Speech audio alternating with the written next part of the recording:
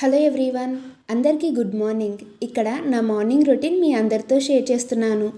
Morning లేచేసరికి నాకు ఎదురుగా అయితే ఇలా బేబీని చూస్తూ ఉంటాను.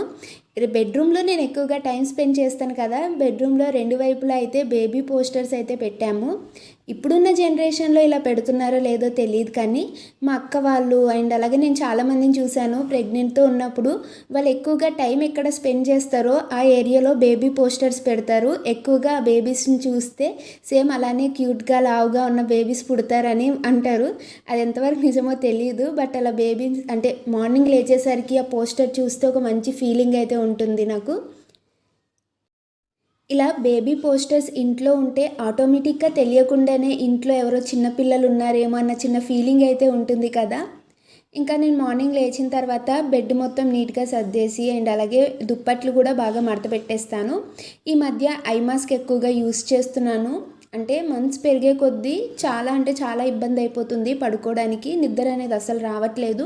ఒకప్పుడు ఆఫ్టర్నూన్ పడుకోకపోయినా నైట్ టైం నేను బాగానే పడుకుని పోయేదాన్ని, కొంచెం ఎర్లీగా పడుకునేదాన్ని.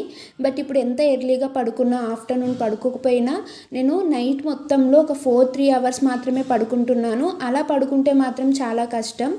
ఇంకా ఏం చేస్తాం, ఎంత ట్రై చేస్తున్నా కూడా నాకు అసలు నిద్ర రావట్లేదు. మంత్స్ పెరిగే కొద్దీ అసలు నిద్ర అనేది చాలా తక్కువైపోతుంది నాకు. ఇంకా దానివల్ల ఏంటంటే మార్నింగ్ లేచేసరికి చాలా హెడేక్గా కళ్ళు తిరగడం లాగా అనిపిస్తుంది. సో అప్పుడు నేను ఇంకా డైలీ మార్నింగ్ కొంచెమైనా టీ తాగుతున్నాను.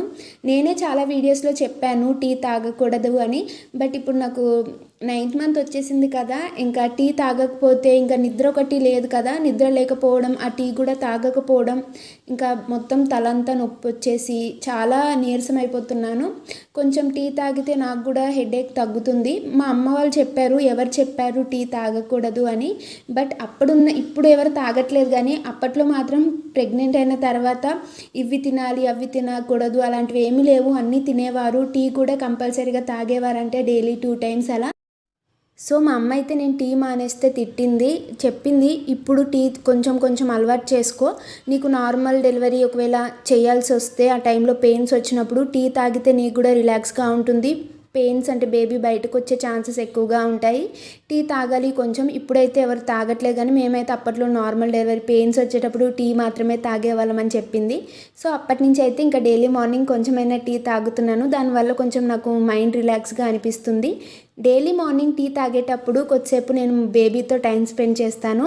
ఇలా పొట్ట మీద చేయి వేసి బేబీతో మాట్లాడతాను. మీకు సిల్లీగా అనిపించవచ్చు, ఏంటి బేబీతో మాట్లాడడం ఏంటి, బేబీకి ఏమైనా వినిపిస్తుందా లేదా అని. 8th మంత్ నుంచే మనకి బేబీ అనేది సౌండ్స్ వింటుందంట. మనం ఏం మాట్లాడినా బేబీకి వినిపిస్తాయంట. సో అందుకనే ఇప్పటి నుంచే బేబీతో కొంచెమైనా టైం స్పెండ్ చేయాలి. అండ్ అలాగే బేబీకి ఏదైనా ఒకటి చెప్పడం కానీ, సాంగ్స్ పాడడం కానీ, ఏదైనా ఒకటి మీ వాయిస్తో ట్రై చేయండి. ఏదైనా ఒకటి చెప్పామనుకోండి, స్టోరీస్ అయినా ఏదైనా, పుట్టిన తర్వాత తొందరగా మన వాయిస్ని గుర్తుపడుతుందంట బేబీ. నేను కూడా రీసెంట్గా నాకు వాళ్ళు చెప్పారు అండ్ అలాగే గూగుల్లో సెర్చ్ చేశాను. ఇంకా అందుకని అయితే డైలీ మార్నింగ్ అంటే నాకు టీ తాగిన వెంటనే బేబీ మూమెంట్స్ ఎక్కువగా కనిపిస్తాయి, తెలుస్తాయి. సో అప్పుడు పొట్ట మీద చేయి వేసుకొని ఇంకా డే ఇలా జరిగింది, నిన్న నైట్ ఇలా జరిగింది, అలా మొత్తం బేబీతో టైం స్పెండ్ చేస్తాను, గుడ్ మార్నింగ్ చెప్తాను. అండ్ అలా చెప్పినప్పుడు కూడా బేబీ మూమెంట్స్ ఇస్తున్నప్పుడు చాలా హ్యాపీగా అనిపిస్తుంది నాకు. నేను ఇంకా టీ తాగేసి ఫ్రెష్ అప్ అయిపోయాను. కొంచెం ఎర్లీగానే ఫ్రెష్ అయిపోయాను, ఎందుకంటే ఇక్కడ వేడిగా అంటే చాలా వేడిగా ఉంది. సో దానివల్ల ఇంకా తొందరగా ఫ్రెష్ అయిపోయాను. నేను ఫ్రెష్ అయ్యి వచ్చేసరికి మా అమ్మ అయితే బ్రేక్ఫాస్ట్ ప్రిపేర్ చేసేసింది, దోశలు వేసింది. ఇంకా పక్కన ఆంటీ వాళ్ళు అయితే నాకు వడలు ఇచ్చారు తినమని. సో బ్రేక్ఫాస్ట్ తిన్న తర్వాత ఇంకా ఆయిల్ పెట్టుకొని అయితే జడ వేసుకున్నాను. డైలీ అయితే కంపల్సరీగా జడ మార్నింగ్ అండ్ అలాగే ఈవినింగ్ కంపల్సరీగా ఫ్రెష్ అయిన వెంటనే జడ వేసుకొని కొంచెం నీట్గా ఉంటున్నాను. ఈ టైంలో నీట్గా ఉంటే మనకు కూడా కొంచెము యాక్టివ్గా ఉన్నట్టు అనిపిస్తుంది. అండ్ అలాగే ఇక్కడ లంచ్లోకి అయితే మా అమ్మ ములంకాడ కర్రీ చేసింది. నాకు ఎందుకో తినాలనిపించట్లేదు. ఇంట్లో అయితే కరివేపాకులు ఎక్కువగా ఉన్నాయి, సో కరివేపాకు రైస్ చేసుకుందామని అయితే ఇక్కడ చేస్తున్నాను. కరివేపాకు పొడి ముందుగా ప్రిపేర్ చేసుకొని ఆ తర్వాత మనము తాలింపు వేసుకొని రైస్ లాగా అయితే చేసుకోవచ్చు. చాలా ఈజీ అండ్ అలాగే టేస్టీ కూడా. ఇంకా ఈ 1 మంత్ తర్వాత ఎవరైనా పుట్టిన తర్వాత మనము ఇంకా డైలీ మనకు పత్యం అంటారు కదా, బాలింతలకి పత్యం చేస్తారంటారు కదా, పొడులు ఎక్కువగా పెడుతూ ఉంటారు, మునగాకు పొడి, కంది పొడి లాంటివి. నేనైతే పర్లేదు, ఏవైనా తినేస్తాను, ఇది తినను అది తినను అలాంటివి ఏమీ లేదు, అన్ని రకాలుగా తినేస్తూ ఉంటాను. నాకు ఈ ప్రెగ్నెన్సీ టైంలో అయితే బేబీ మూమెంట్స్ చాలా ఎక్కువగా ఉన్నాయి. అండ్ అలాగే తొందరగా కదలికలు తెలిసిపోయాయి నాకు బేబీ మూమెంట్స్. ఆల్మోస్ట్ అంటే 3rd month last 4th month starting నుంచే తెలిసిపోయాయి నాకు బేబీ మూమెంట్స్. ఇంకా ఎక్కువగా ఎప్పుడంటే 5th మంత్ ఎంటర్ అయింది, నాకు బేబీ మూమెంట్స్ చాలా ఎక్కువగా తెలిసాయి. అందరికీ బేబీ మూమెంట్స్ ఒకే మంత్లో తెలియాలని ఏమీ లేదు.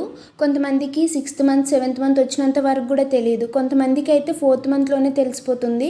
సో ఒక్కొక్క బాడీ ఒక్కొక్కలాగా తెలుస్తుంది. అండ్ అలాగే నాకైతే ఫస్ట్ ప్రెగ్నెన్సీ వాళ్ళకైతే చాలా లేట్గా తెలుస్తుందని విన్నాను. ఎందుకంటే ఫస్ట్ ప్రెగ్నెన్సీ అండ్ అలాగే ఏమీ తెలియదు, మనకు ఆ బేబీ మూవ్ అవుతున్నట్టు కూడా మనకి ఏమీ తెలియదు. అందుకనే ఫస్ట్ ప్రెగ్నెన్సీ వాళ్ళకి లేట్గా తెలుస్తాయి అని అంటారు. అండ్ అలాగే నాకైతే ఇక్కడ ఇది సెకండ్ ప్రెగ్నెన్సీ లాగే నేను కన్సిడర్ చేస్తాను. ఎందుకంటే ఫస్ట్ది అబార్షన్ అవ్వడం వల్ల.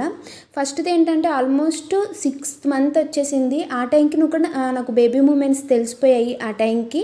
సో ఇంకా ఈ ప్రెగ్నెన్సీ మాత్రం చాలా ఎర్లీగా తెలిసిపోయాయి. అప్పుడు మాత్రం 5th మంత్ లాస్ట్లో బేబీ మూమెంట్స్ తెలిసాయి. ఈ ప్రెగ్నెన్సీ మాత్రం 4th మంత్లోనే బేబీ మూమెంట్స్ అయితే నేను గుర్తుపట్టగలిగాను. చాలా అంటే ఫస్ట్ టైం నేను బేబీ మూవ్ అయినప్పుడు నాకు అనిపించింది లోపల ఏదో తిరుగుతున్నట్టు అలా అని. 5th మంత్ నుంచి చాలా క్లియర్గా తెలిసిపోయాయి. బేబీ మూమెంట్స్ తెలియకముందు అయితే నార్మల్గా ఉండేదాన్ని. బట్ బేబీ మూమెంట్స్ తెలిసినప్పటి నుంచి కొంచెం టెన్షన్ పడేదాన్ని. నాకు బేబీ మూమెంట్స్ తెలియకపోయేసరికి టెన్షన్ పడిపోయి ఏంటి బేబీ మూమెంట్స్ తెలియట్లేదు అని అనిపించేది. బట్ ఇప్పుడు నేను డైలీ కౌంట్ చేసుకుంటాను. డాక్టర్స్ చెప్తూ ఉంటారు మంత్స్ పెరిగే కొద్దీ డైలీ ఒక 10 కిక్స్ అయినా ఉండాలి, బేబీ మూమెంట్స్ ఎప్పటికప్పుడు చూస్తూ ఉండాలి. ఒకవేళ బేబీ మూమెంట్స్ తగ్గినట్టు అయినా లేకపోతే బేబీ మూవ్ అవునట్టు మీకు తెలియకపోయినా డాక్టర్ని వెంటనే వెళ్ళాలి డాక్టర్ దగ్గరికి అని అంటారు కదా. సో అందుకని అయితే ఇంకా జాగ్రత్తగా డైలీ బేబీ మూమెంట్స్ వస్తున్నాయా లేదా, ఇంకా రోజు నాకు అదే పని. పొట్ట మీద చేయి వేసిన వెంటనే నాకు బేబీ మూమెంట్స్ అయితే చాలా క్లియర్గా కనిపిస్తాయి. చాలామంది అంటారు రైట్ సైడ్ బేబీ మూమెంట్స్ ఎక్కువగా ఉంటే బాయ్ అని, లెఫ్ట్ సైడ్ బేబీ మూమెంట్స్ ఎక్కువగా ఉంటే గర్ల్ అని. బట్ అవన్నీ నాకు నమ్మాలనిపించదు. నాకైతే ఎక్కువగా రైట్ సైడ్ మూమెంట్స్ ఎక్కువగా వస్తున్నాయి, చూడాలి.